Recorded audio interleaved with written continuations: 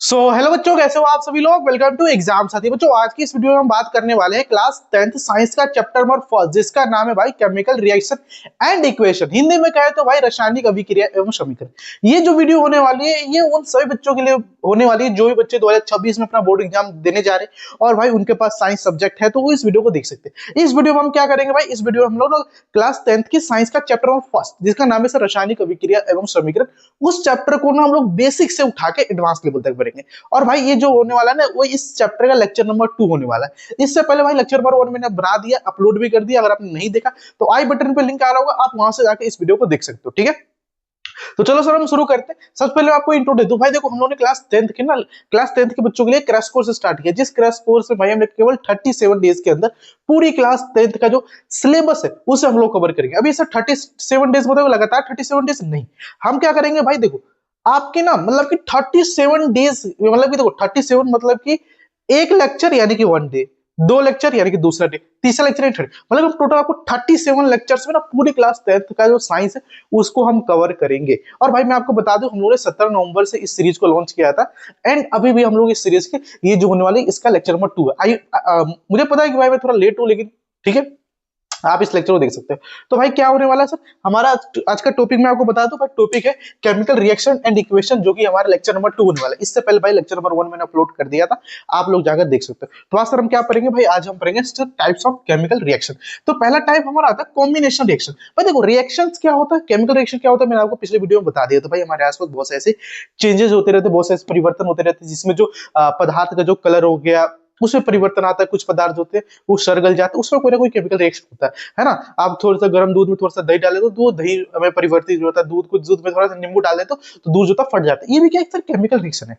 हमारे आसपास तो बहुत सारे चेंजेस होते हैं जिसको सर हम नजरअंदाज नहीं कर सकते, वो सारे होते हैं केमिकल रिएक्शन होते हैं। तो इसमें जो हमारा पहला केमिकल रिएक्शन आता है वो होता है sir combination reaction. Combination reaction क्या होता है भाई, देखो हिंदी में तो संयोजन अभिक्रिया होता क्या है। एक कॉम्बिनेशन रिएक्शन में मतलब कि सर इसमें एक और एक मतलब कि दो पदार्थ मिलकर एक सिंगल पदार्थ का निर्माण करते हैं, वो से सर हम लोग कॉम्बिनेशन रिएक्शन कहते हैं। जैसे कि सर आपका हाइड्रोजन और ऑक्सीजन ये जब मिलेंगे ना तो आपका किसका निर्माण करेंगे सर, जल का निर्माण करेंगे। जैसे कि सर आपका मान लो नाइट्रोजन एवं हाइड्रोजन ये दोनों मिलेंगे तो आपको अमोनिया बनेगी। कैल्शियम ऑक्साइड को जब भी सर आप वाटर से रिएक्ट करते हैं तो सर आपको ये बनता है कैल्शियम हाइड्रोक्साइड। वो बोलते हैं ना सर एक चूना पत्थर सा बना, तो उसी को हम कहते हैं। अब वो होता है क्या केमिकल रिएक्शन, तो केमिकल रिएक्शन क्या कहता है, reaction in which two or more substance combine to form single product. एक ऐसा केमिकल रिएक्शन जिसमें दो या दो से अधिक पदार्थ मिलकर ना एक सिंगल उत्पाद का निर्माण करता है, उसे हम लोग केमिकल रिएक्शन कहते हैं। देखो हिंदी वाले बच्चों, यहाँ पे आपकी डेफिनेशन प्रॉपर डेफिनेशन लिखी आ रही होगी, मैं आपको बोल देता हूँ। संयोजन अभिक्रिया हुआ है सभी अभिक्रिया जिसमें दो या दो से अधिक पदार्थ मिलकर एकल उत्पाद का निर्माण करता है, उसे हम लोग संयोजन अभिक्रिया कहते हैं हिंदी में। अब होता क्या, जैसे कि मान लो सर कैल्शियम ऑक्साइड जब भी जल के साथ अभिक्रिया करता है तो कैल्शियम हाइड्रोक्साइड बनता है। ठीक है, एंड यहाँ पे सर बहुत अधिक मात्रा में आपकी हीट निकलती है।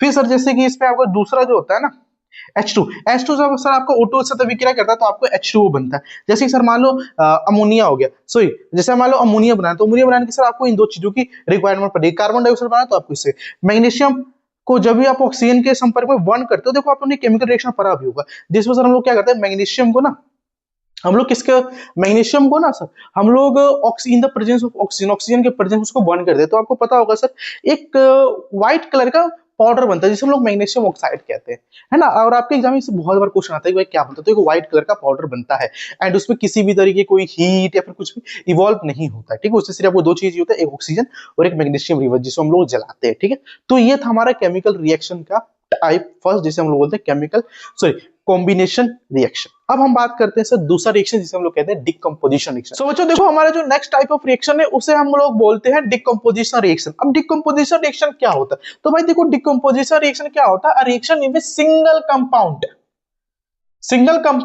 या फिर ये लो single compound substance break to form two or more product.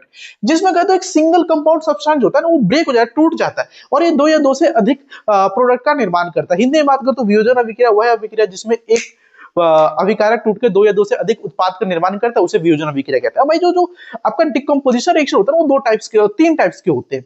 भाई देखो अब मान लो जैसे कोई प्रोडक्ट उसको आपको कोई मान लो रिएक्टेंट, अब उसको ब्रेक करना है, तो ब्रेक करने का भी तो कोई तरीका होता है। तो पहला तरीका जो होता है ना उसे हम लोग बोलते हैं उष्मा के द्वारा, यानी कि सर थर्मल डिकम्पोजिशन रिएक्शन। उसमें क्या करते हैं भाई, हम लोग ना सब्सटेंस को ब्रेक करते हैं किसके, बाय एप्लीकेशन ऑफ हीट, यानी कि सर उसको हम थोड़ा सा हीट डाल देते हैं। जो भी रिएक्टेंट होता है उसको ब्रेक करने के लिए क्या होता है सर, उसको थोड़ा सा हीट डाल देते हैं ना, जिसके कारण क्या होता है वो ब्रेक हो जाता है। कुछ एप्लीकेशन देख लो, जैसे कि मान लो आपका कैल्शियम कार्बोनेट होता है, कैल्शियम कार्बोनेट को थोड़ा जैसे आप हीट करोगे तो कैल्शियम ऑक्साइड प्लस CO2 में जो होता है ब्रेक जाएगा, जैसे जलेगा तो आपको कैल्शियम ऑक्साइड मिलेगा एंड जो कार्बन डाइऑक्साइड गैस आपको बाहर निकलते हुए दिखेगी।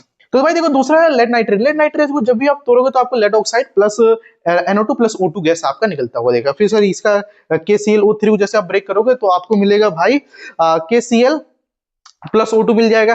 फिर आपको HCO यानी कि मरकरी ऑक्साइड, मरकरी ऑक्साइड को ब्रेक करो तो आपको मरकरी प्लस ऑक्सीजन मिलता हुआ दिखेगा। आपको Fe2O3 plus SO2 plus SO3 मिलेगा। तो भाई ये जो था ना हमारा, ये हमारा क्या था सर, थर्मल डिकम्पोजिशन रिएक्शन। तो जो देखो हमारा जो नेक्स्ट टाइप ऑफ रिएक्शन होने वाला है, जो कि हमारा सर डिकम्पोजिशन रिएक्शन का टाइप 2 होने वाला है, जिसे हम लोग कहते हैं सर इलेक्ट्रोलाइटिक डिकम्पोजिशन रिएक्शन। अभी इलेक्ट्रोलाइटिक डिकम्पोजिशन रिएक्शन होता क्या है तो मैं आपको बता देता हूँ। इसे हम लोग कहते हैं भाई साहब विद्युतीय अपघटन, यानी कि सर हिंदी में कहते हैं विद्युतीय अपघटन अभिक्रिया।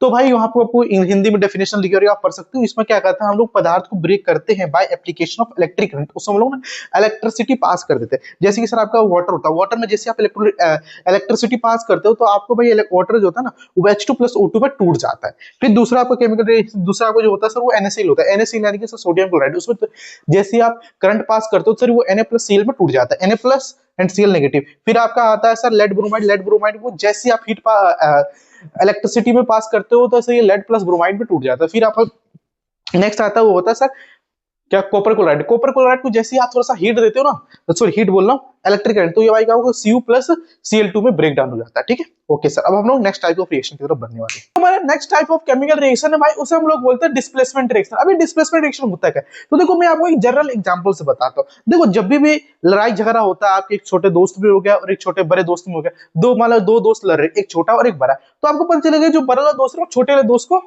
खत्म मतलब अच्छे से पिटाई कर सकता है। इसी तरीके से भाई हमारे केमिस्ट्री में भी होता है। केमिस्ट्री में कुछ ऐसे एलिमेंट होते हैं भाई जो बहुत शक्तिशाली होते हैं, एंड कुछ ऐसे एलिमेंट होते हैं जो शक्तिशाली नहीं होते।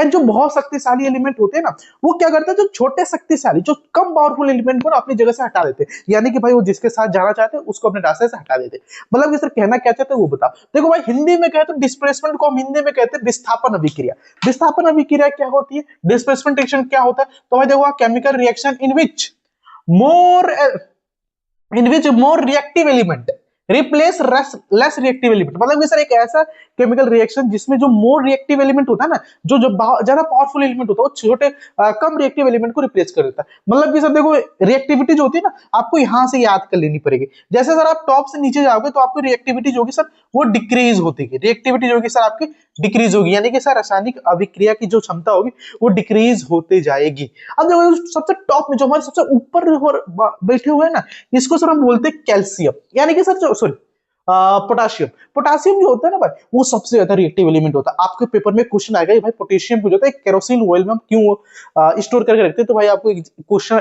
एग्जाम में ये लिखना है कि भाई ये जो होता है ना बहुत ज्यादा रिएक्टिव एलिमेंट होता है, इसलिए हम इसे केरोसिन ऑयल में स्टोर करके रखते हैं। अगर ऐसा हम ऐसे रूम टेम्परेचर छोड़ ही नहीं सकते, भाई रिएक्ट कर लेगा। तो देखो सबसे ज्यादा रिएक्टिव जो होता है ना सर वो आपकी होती है कौन सी, पोटाशियम। पोटाशियम के बाद आता है sir sodium, calcium, magnesium, aluminium, zinc, lead, hydrogen, copper, mercury and Au यानी कि सिल्वर, सॉरी Ag यानी कि सिल्वर और Au यानी कि सर गोल्ड। गोल्ड जो था सबसे लेस रिएक्टिव होता है, ये जल्दी किसी से भाई रिएक्ट करता ही नहीं करता। ठीक है, तो भाई ये आपकी रिएक्टिविटी एलिमेंट होती है सबसे। जैसा सा ऊपर से नीचे जाओगे तो इसकी जो रिएक्टिविटी होगी सर डिक्रीज हो जाएगी। मतलब कि सर मान लो केमिकल रिएक्शन हो रहा है, उसमें आपकी पोटेशियम और कैल्शियम दोनों भाग ले रहे हैं, तो भाई देखो पोटेशियम जो होता है सबसे ज्यादा रिएक्टिव होता है, तो कैल्शियम को अपने रास्ते से हटा देगा। अब मान लो सर एक केमिकल रिएक्शन हो रहा है जिसमें कैल्शियम और मैग्नीशियम भाग रहे हैं, तो भाई कैल्शियम जो होता है मैग्नीशियम ज्यादा पावरफुल होता है, तो मैग्नीशियम को अपने रास्ते से हटा देगा। मान लो सर एक केमिकल रिएक्शन है जिसमें मैग्नीशियम होता है ना जिंक के साथ रिएक्ट कर रहा है, तो भाई मैग्नीशियम क्या करे, जिंक को अपने रास्ते से हटा देगा। क्योंकि सर इन दोनों कंपेरिजन में ना मैग्नीशियम हाई पावरफुल है, ज्यादा पावरफुल है। ठीक है, इसे सर हम लोग ले सकते हैं। जैसे मान लो सर केमिकल रिएक्शन हुआ जिसमें आपका जिंक जो होता है सर, जिंक वो आपका CuSO4 कॉपर सल्फेट के साथ रिएक्ट कर रहा है, तो आपको क्या रिएक्शन होगा, तो भाई कुछ नहीं होगा। ये क्या करेगा सर, ये जो होगा ना इसको अपने रास्ते से हटा देगा, क्योंकि सर कॉपर जो जिंक जो होता है ना वो हाईली पावरफुल होता है देखो कॉपर से। ठीक है, तो ये आपका बन जाएगा सर ZnSO4 प्लस Cu बन जाएगा। अब ये रिएक्शन आगे होगा ही नहीं, क्यों सर? क्योंकि भाई देखो हमें पता है सर जो Zn होता है ना वो Cu से बहुत ज्यादा पावरफुल होता है, तो भाई ये Cu जो है इसको अपने रास्ते से रिप्लेस कर ही नहीं पाएगा, तो ये जो आगे केमिकल रिएक्शन होगा नहीं, तो भाई इसका ये आंसर आ जाएगा। फिर सर इसमें देखो Fe जो होता है CuCl3 के साथ रिएक्ट करता है, तो भाई देखो मुझे पता है सर इस रिएक्शन इसमें Fe नहीं है क्या, यहाँ पे Fe आता है, ठीक है, कहीं यहाँ पे Fe आपको लगा लेना, ठीक है। जो Fe होता है ना बच्चों वो आयरन से ज्यादा पावरफुल हमें देखने को मिलता है, ठीक है। Fe तो क्या करेगा सर Cu को रिप्लेस कर देगा, हाँ ये FeCl2 प्लस Cu बना लेगा। फिर जो दूसरा देखो सर Cu, अब देखो Cu जो होता है ना सर Cu ये रहा वो Ag से सर ज्यादा पावरफुल है, तो इसको रिप्लेस करके ये आपका बना लेगा भाई CuNO3 और Ag। भाई अब मैग्नीशियम जो होता है सर हाइड्रोजन ज्यादा पावरफुल होता है, तो ये रिप्लेस करके magnesium chloride plus H2 gas निकल जाएगी। तो भाई ये डिस्प्लेसमेंट रिएक्शन होता है, इसके दोनों Zn और Pv के बीच में सर आपका Fe आता। अब यार देखो जब मैं 10th क्लास में था तो मेरे टीचर जो साइंस टीचर थे उन्होंने इसे याद करने का तरीका बताया। तरीका क्या होता है, इसे बोलते हैं कालूनाथ का माली आलू जरा फीके पकाता है कौन है आगे आओ। इस तरह से आप इस रिएक्शन को याद करते हो। इसके बाद एक और एलिमेंट है जिसे हम लोग प्लेटिनम बोलते हैं, बट उसका कुछ ज्यादा हमारे एग्जाम में और हमारे बोर्ड्स में कुछ ज्यादा इसका इंपोर्टेंस नहीं है, ठीक है।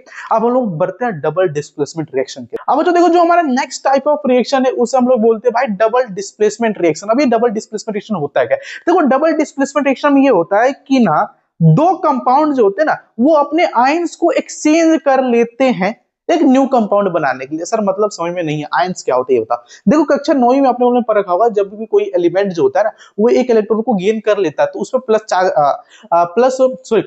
चार्ज आ जाता है, एंड कोई भी जो एलिमेंट होता है वो एक इलेक्ट्रॉन को लूज कर देता है तो उसमें -1 चार्ज आता है, आपको पता होगा। तो वो जो होगा ना उसका जो आयंस की संख्या बात करते तो +1 होगा, उसके जो आयंस होगा सर +1 आएंगे, एक में -1 आएगा, जिसने लिया भाई -1 जिसने दिया +1, ये आंसर होता है। अब इसमें क्या होता है बच्चों आपको प्लस माइनस का गेम खेल के आंसर टिक करना होता है। देखो बताते हैं कैसे। लोग क्या लिख रखा है, a chemical reaction in which two or more compound exchange their ion to form a new compound. जैसे कि मान लो सर ये तो बच्चों हमेशा याद रखना ये जितने भी होते हैं ना सोडियम इनमें प्लस होता है, जहां पे ऑक्सीजन आपको दिखता है ना माइनस लगा दो, ये प्लस ये माइनस होता है। तो देखो प्लस वाला माइनस के साथ रिएक्ट कर लेगा एंड माइनस वाला प्लस के साथ, तो ये दोनों रिएक्ट करेंगे तो आपको पता है सर NaCl2 बन जाएगा और एक से ये BaCl2 बन जाएगा। फिर सर AgNO3 भाई Ag में प्लस होता है इसमें माइनस होता है इसमें प्लस इसमें माइनस, तो प्लस वाला माइनस के साथ एक भाई देखो ये वाला जो होगा ना इसके साथ ये कर लेगा और ये इसके साथ ये करके आपका ये कंपाउंड बन जाएगा। एंड भाई इसमें देखो ये प्लस ये माइनस ये प्लस ये माइनस, भाई देखो तरीका होता है, एक तरीका होता है जैसे जैसे आप लोग आगे बढ़ोगे तो आपको सीख जाओगे, ठीक है। फिर से इसमें प्लस इसमें माइनस इसमें प्लस इसमें माइनस, तो यार इसके साथ ये कर लेगा और सॉरी ये जो सर माइनस वाले के साथ ये करेगा और इसके साथ ये करेगा तो ये बनेगा भाई H2 प्लस NaCl2 बन जाएगा। तो भाई देखो ये बहुत आसान होता है डबल डिस्प्लेसमेंट रिएक्शन, ठीक है, आपको इसमें ज्यादा कुछ घबराने की जरूरत नहीं है। तो क्या सर हमारे जो टाइप्स ऑफ रिएक्शन तक खत्म हो गया? नहीं हो गया। देखो यार आपको हीट के बेसिस पे ना दो केमिकल रिएक्शन और होते हैं जिसको आपको पढ़ना पड़ेगा। एक होता है सर एक्सोथर्मिक और एक होता है एंडोथर्मिक। तो जो हमारा नेक्स्ट टॉपिक होने वाला उसे हम दो टाइप ऑफ रिएक्शन और पढ़ना जिससे हम लोग बोलते हैं भाई एक्सोथर्मिक और एक होता है एंडोथर्मिक। अब भाई एक्सोथर्मिक एंडोथर्मिक होता है क्या मैं आपको बताता हूँ यार। एक्सोथर्मिक का मतलब पता है क्या होता है, जिसमें से आपकी जो हीट होती है रिलीज होती है, मतलब इससे जो केमिकल रिएक्शन होगा उसको जब भी वो केमिकल रिएक्शन अकर होगा तो उसमें क्या होगा आपकी जो हीट होगी वो रिलीज होगी। इस वजह से कि आपका रेस्पिरेशन हो गया। रेस्पिरेशन जो होता है ना सर हम लोग सांस लेते हैं, मैं आपको लाइफ प्रोसेस में पढ़ाऊंगा कि भाई ये रेस्पिरेशन होता है वो एक्सोथर्मिक रिएक्शन कैसे होता है मैं आपको बताऊंगा, ठीक है। फिर दूसरा हमारा आता है sir neutralisation reaction. Neutralisation reaction आपको पता है क्या होता है? न्यूट्रलाइजेशन रिएक्शन वो रिएक्शन है जिसमें आपके एसिड और बेस रिएक्ट करते हैं ना तो उसे न्यूट्रलाइजेशन रिएक्शन क्या होता है। जैसे कि सर ये आपका एसिड हो गया ये आपका बेस हो गया, जब रिएक्ट करेंगे तो आपका एक कंपाउंड बन जाएगा। फिर मैंने आपको बताया था कि सर CaO यानी कैल्शियम ऑक्साइड जब ये वाटर से रिएक्ट करता है तो कैल्शियम हाइड्रोक्साइड बनाता है और इसमें सर अधिक मात्रा बहुत अधिक मात्रा में आपकी हीट रिलीज होती है। फिर बात करते हैं सर एंडोथर्मिक। तो भाई देखो एंडोथर्मिक क्या होता है, जो आपकी हीट होती है वो एब्जॉर्ब होती है, ठीक है। जैसे कि आपको पता है फोटोसिंथेसिस में क्या होता है, प्रकाश के जितने पेड़ पौधे होते हैं प्रकाश की सहायता से अपना अपना जो भोजन होगा फूड उसको प्रिपेयर करते हैं। ये सारे केमिकल रिएक्शन जिसमें बहुत ज्यादा आपकी हीट है, जैसे कि ये हो गया सर CaCO3, ठीक है। यहाँ सर कैल्शियम कार्बन को जैसे आप हीट दोगे ना तो कैल्शियम ऑक्साइड प्लस CO2 में टूट जाएगा। इसमें सर जितने भी मेल्टिंग ऑफ आइस को मेल्ट कर रहा है ना ये सारे जो होते हैं सर हमारा एंडोथर्मिक रिएक्शन होता है। इसमें जो आपकी हीट की रिक्वायर्ड पड़ती है, अगर ये नहीं होगा तो नहीं होगा। तो भाई देखो हमने टाइप्स ऑफ केमिकल रिएक्शन पढ़ लिया। अब इसके बाद हमारे तीन टॉपिक रहते हैं। एक होता है रेडॉक्स रिएक्शन। रेडॉक्स रिएक्शन भाई एक ऑक्सीडाइजिंग एंड रिड्यूसिंग एजेंट, फिर आपकी ऑक्सीडेशन रिएक्शन, ये सारे रहते हैं। फिर एक आता है कोरोजन और एक होता है रेसिडिटी। इसे हम लोग नेक्स्ट लेक्चर नंबर 3 में कर लेंगे। एंड अब इसके बाद सर हम प्रीवियस ईयर क्वेश्चन करेंगे। देखो भाई बात करो तो टाइप्स ऑफ केमिकल रिएक्शन से इससे ज्यादा प्रीवियस ईयर क्वेश्चन मतलब कि देखा जाए तो एक तो बैलेंसिंग पे आता है और एक डिकम्पोजिशन रिएक्शन पे आता है, तो सारे क्वेश्चन आपको कराने वाला हूं, ठीक है। चलो वो सारे क्वेश्चन करते हैं।